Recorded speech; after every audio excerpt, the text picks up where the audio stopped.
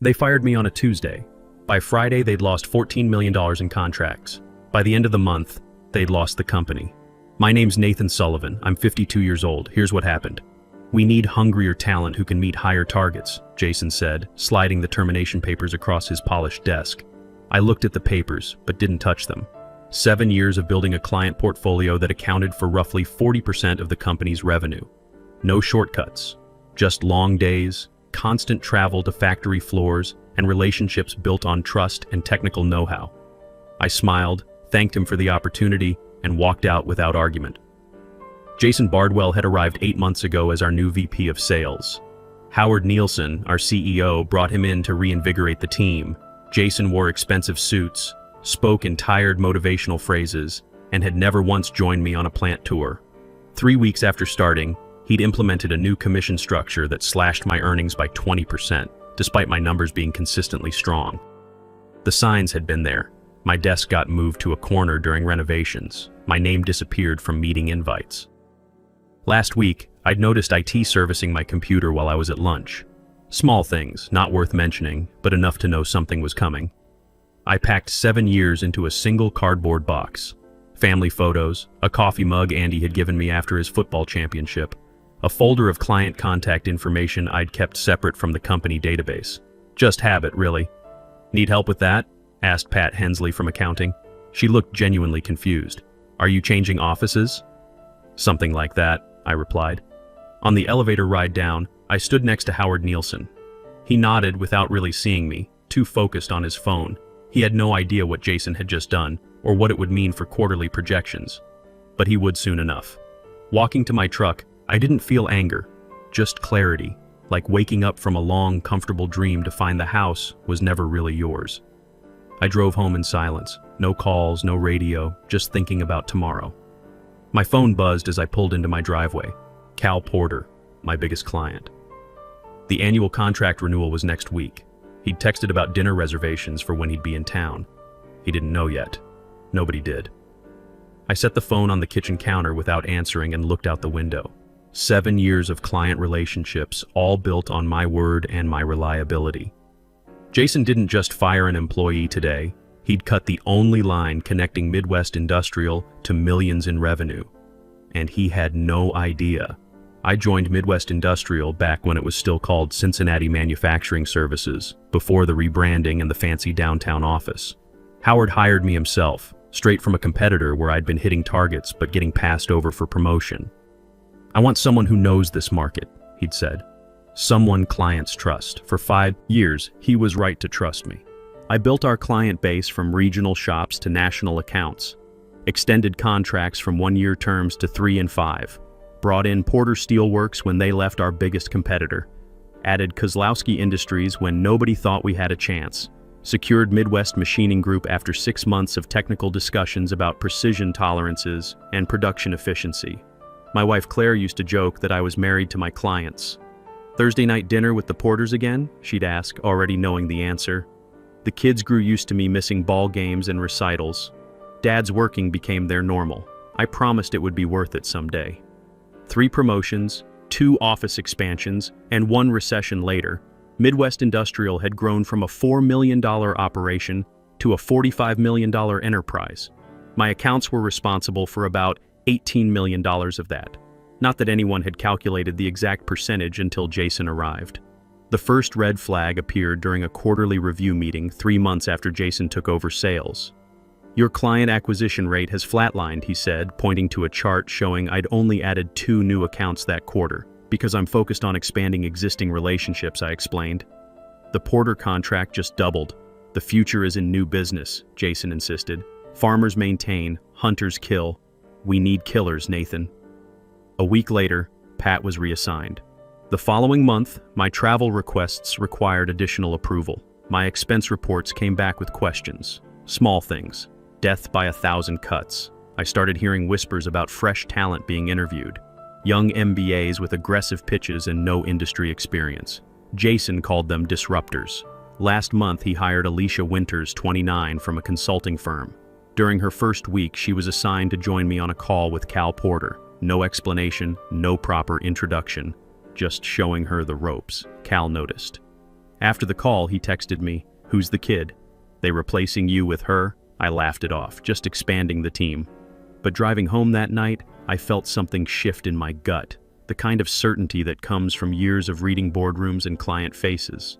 Something wasn't right. I should have trusted that feeling sooner.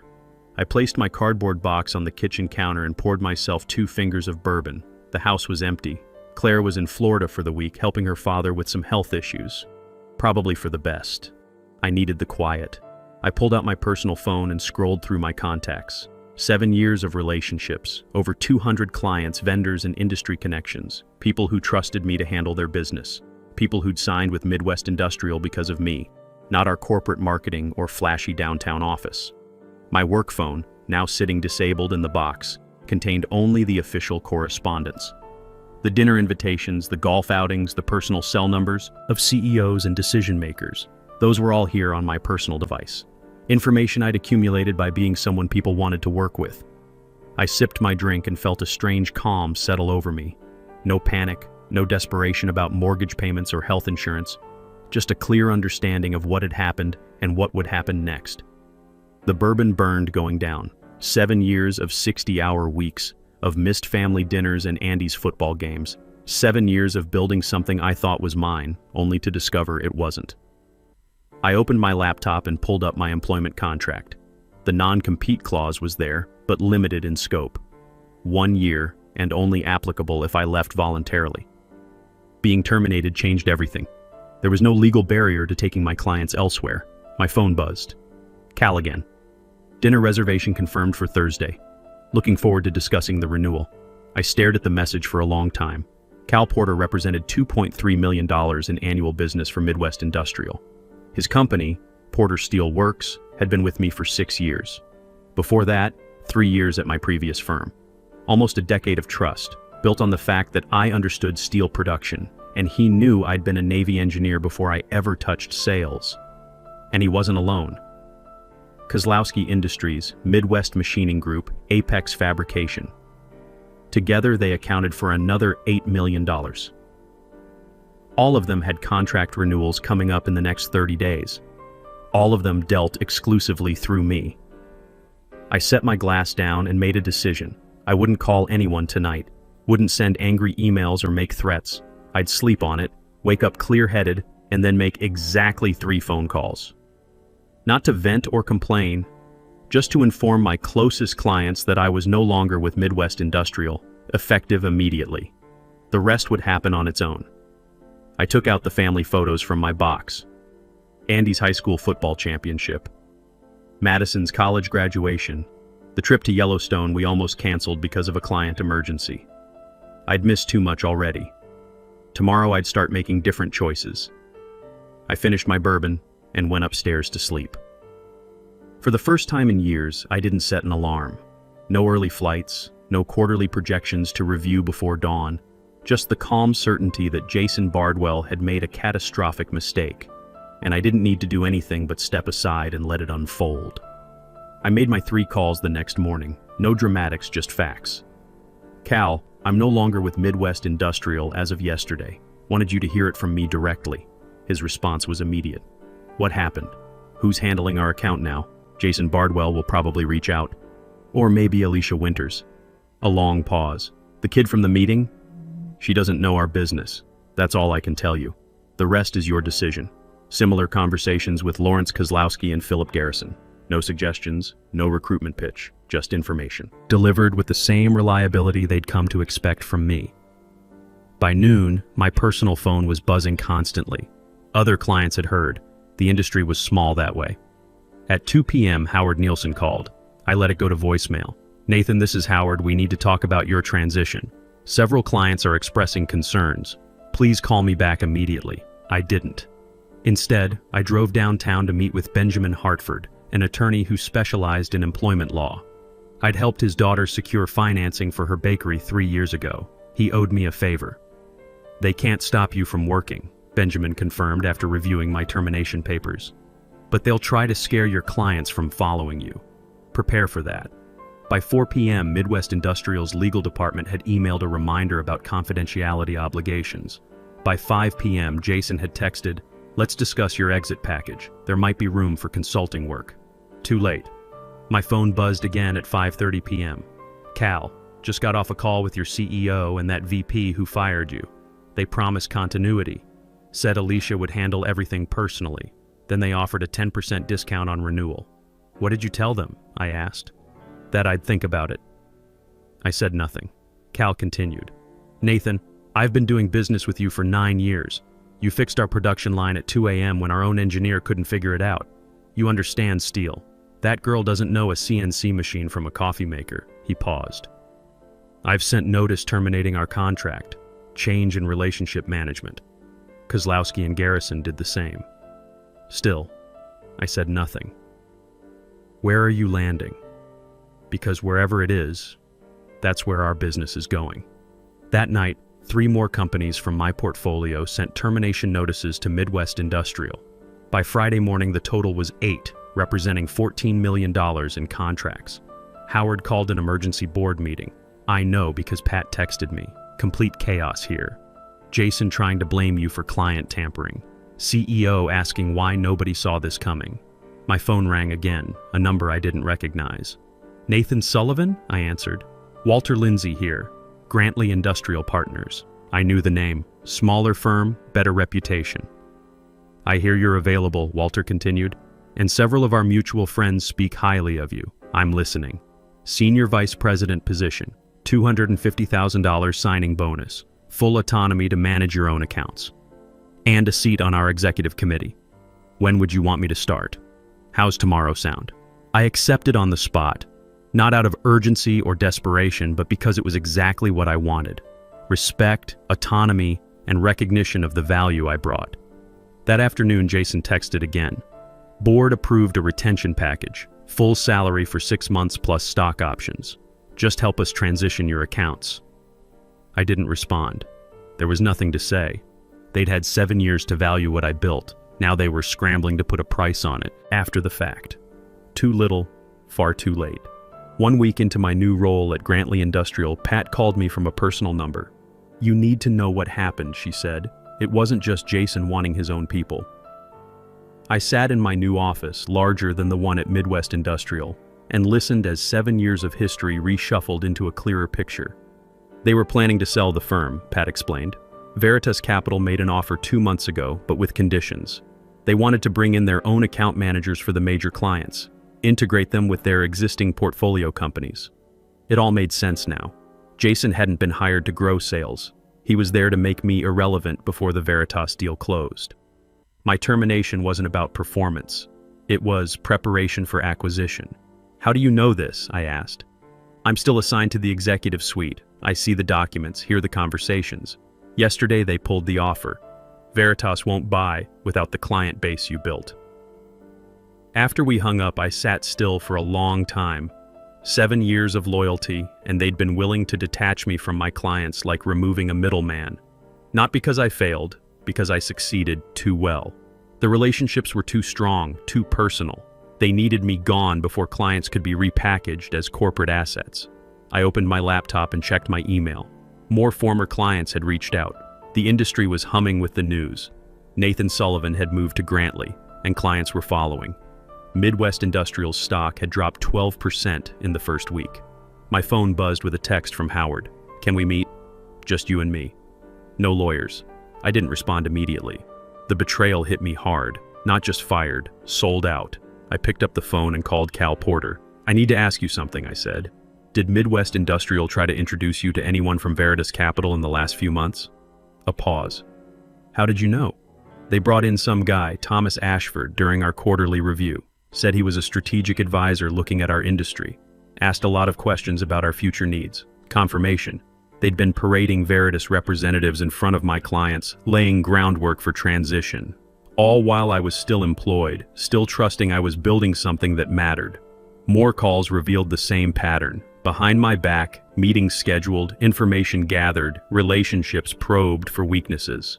By the end of the day, I'd confirmed that at least 6 of my major accounts had been covertly introduced to Veritas representatives, all under the guise of strategic advisors. I finally texted Howard back. No meeting necessary. I understand the Veritas situation completely. His response came quickly. Look, Nathan, the board, portfolio optimization. You understand, nothing personal. But it was personal. 7 years of building relationships, of knowing clients' kids' names and their vacation spots, of answering calls on weekends and holidays, all reduced to an impediment for a corporate transaction. I closed my laptop and looked out at the Cincinnati skyline from my new office. The view was different here, clearer somehow. Grantley had already signed contracts with 11 of my former clients, representing $16 million in annual revenue. And more were coming. Not because I was recruiting them, but because in this business, trust followed people, not logos or corporate strategies. Midwest Industrial hadn't just lost a salesman, they'd lost the foundation their growth was built upon, and they still didn't fully understand why. 3 weeks after joining Grantley, I received an invitation to speak at the Midwest Industrial Services Conference scheduled for 4 months out. The panel topic: Building Client Loyalty in a Transactional Market. The irony wasn't lost on me. I accepted, not for ego or exposure, but because I knew who would be in that audience: industry peers, potential clients, and most importantly, Midwest Industrial's remaining leadership team. Howard never missed this conference. Neither did the board members. Meanwhile, Grantley had given me resources Midwest Industrial never offered. 2 dedicated analysts, marketing support, and most crucially, equity partnership. Every client I brought in wasn't just commission. It was building something I partially owned.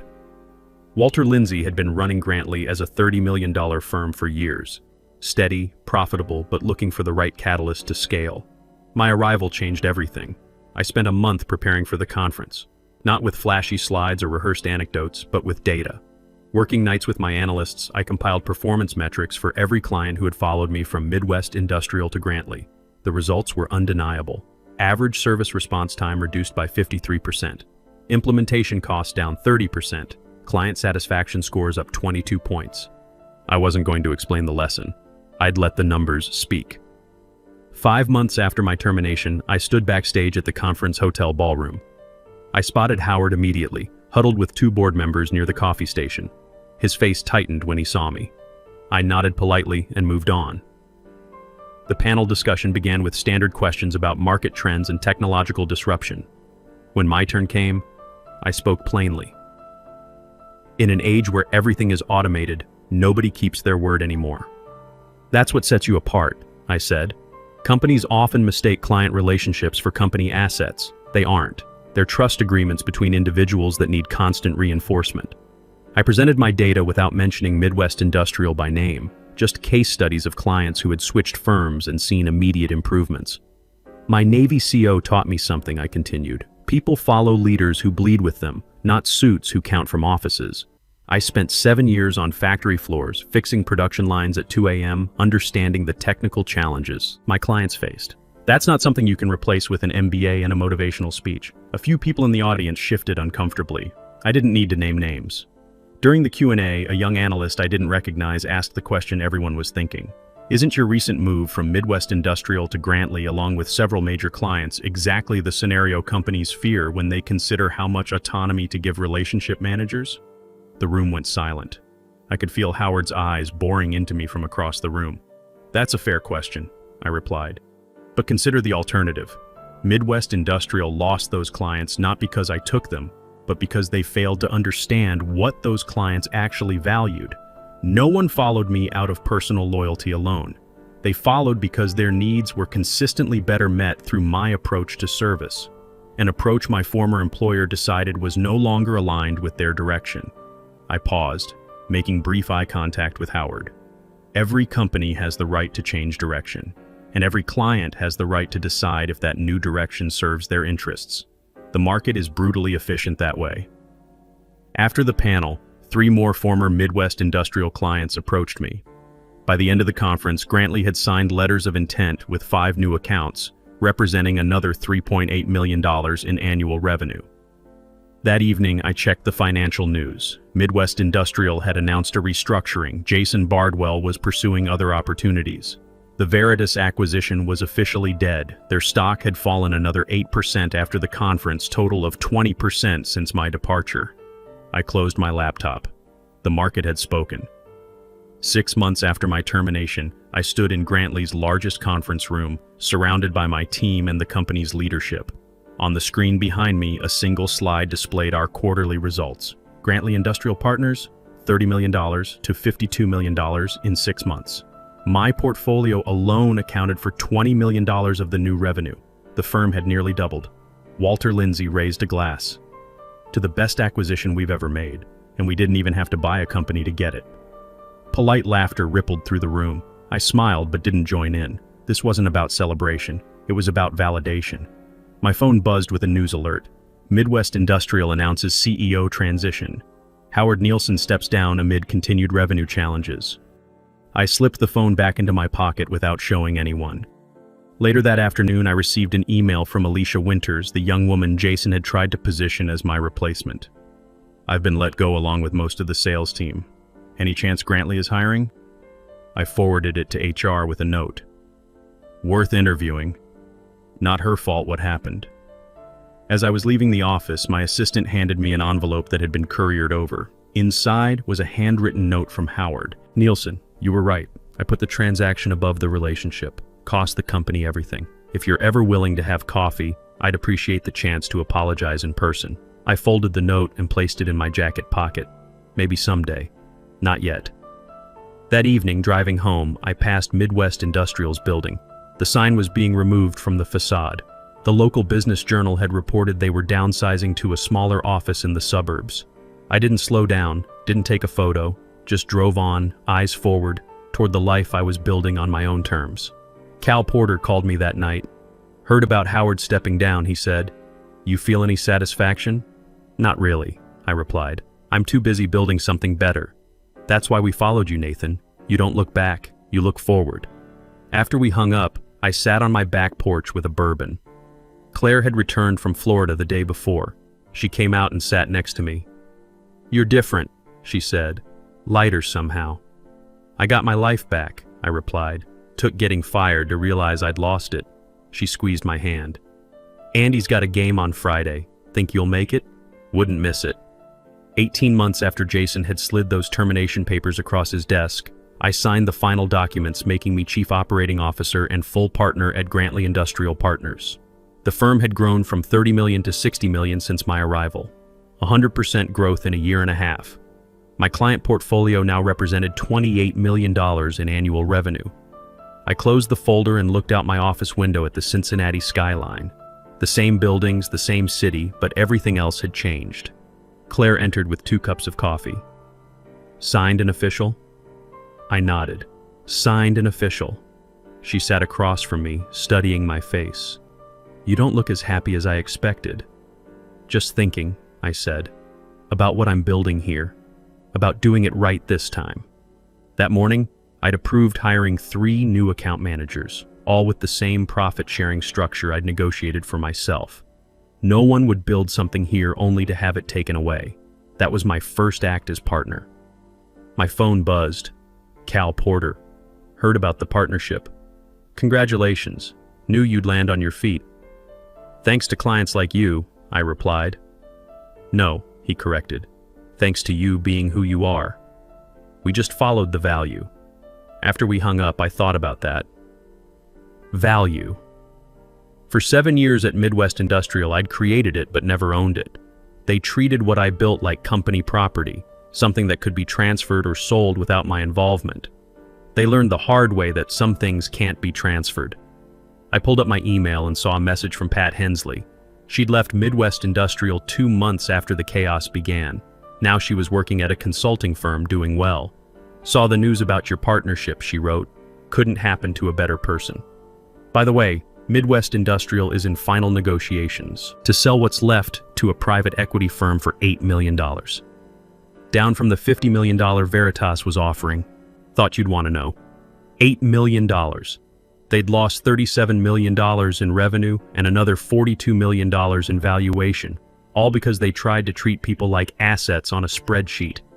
I didn't feel satisfaction, just a quiet understanding that the market had rendered its verdict. Walter Lindsay knocked on my door frame. Got a minute? Always. He sat down, looking more serious than usual. I want to talk about succession planning. I'm 62. Been thinking about stepping back in 3 to 5 years. The board and I agree you're the right person to take over as CEO when that time comes. I'd been in the industry long enough to know what that meant. Not just a job offer. A legacy. I appreciate that, I said. But I need to make sure we keep building the right way. Profit sharing for everyone who brings real value. No one gets cut out of what they build. Walter smiled. That's exactly why you're the right choice. After he left, I sat quietly for a moment. 52 years old, and I was being handed the keys to a $60 million enterprise with a clear path to $100 million. Not because I played politics or climbed a corporate ladder, because I'd built relationships based on trust and delivered value consistently. The hard way had turned out to be the right way. My phone rang, a Cincinnati number I didn't recognize. Nathan Sullivan. Nathan, it's Howard Nielsen. I said nothing. I know you got my note, he continued. I know you probably don't want to hear from me, but I need to say this. You were right about everything. I got greedy. Thought I could engineer an exit without considering the human element, the relationships you'd built. I treated you like a line item when you were the foundation. Why are you telling me this? I asked. Because I'm teaching a class at UC next semester, business ethics, and I want to use what happened as a case study. With your permission.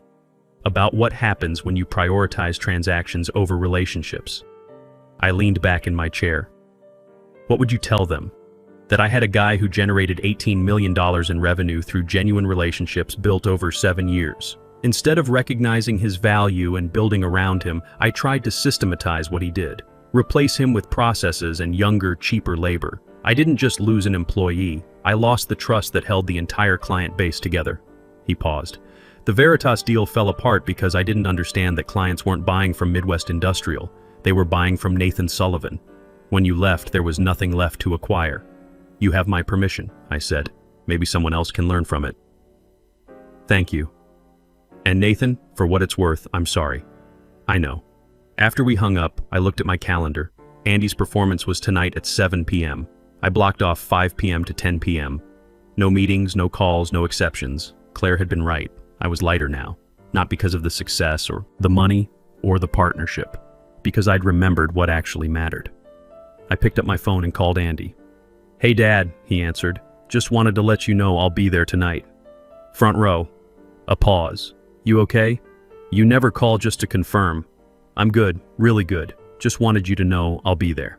Thanks, Dad. That means a lot. After we hung up, I walked over to the window one more time.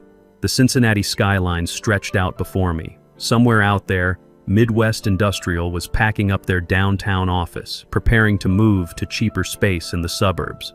Jason Bardwell was probably interviewing at some other company, ready to implement the same failed playbook.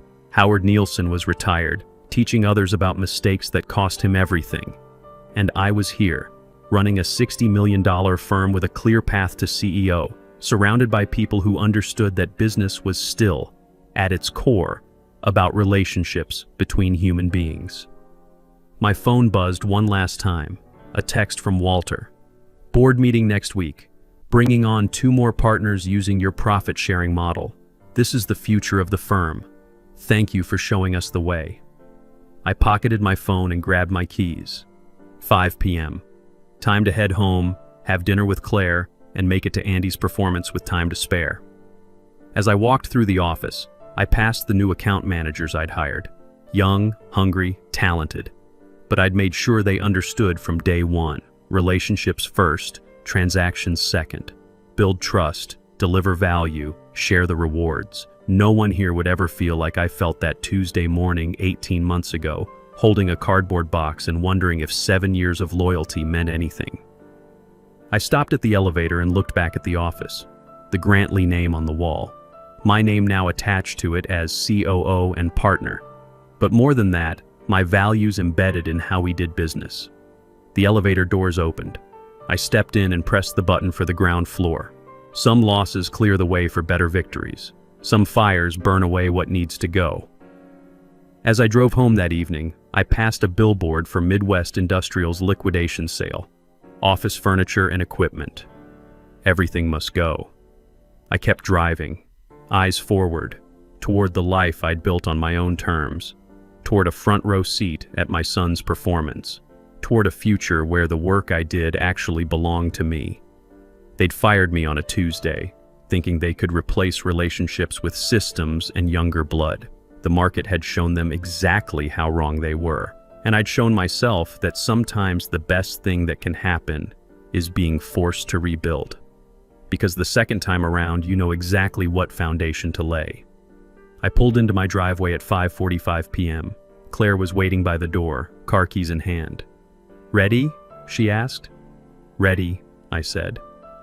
We drove to Andy's performance together, the Cincinnati sunset painting the sky orange and red. For the first time in 7 years, I wasn't thinking about client calls or contract renewals or quarterly projections. I was just a father going to watch his son perform, a husband spending time with his wife, a man who'd finally figured out what actually mattered. The betrayal had hurt, the loss had stung, but it had also freed me to build something better. Something that couldn't be taken away because it was built on the right foundation from the start. As we pulled into the parking lot, my phone buzzed one more time. Another former Midwest industrial client asking about bringing their business to Grantley. I turned the phone off and put it in my pocket. Tomorrow, tonight was for family, and for the first time in a very long time, that felt exactly right.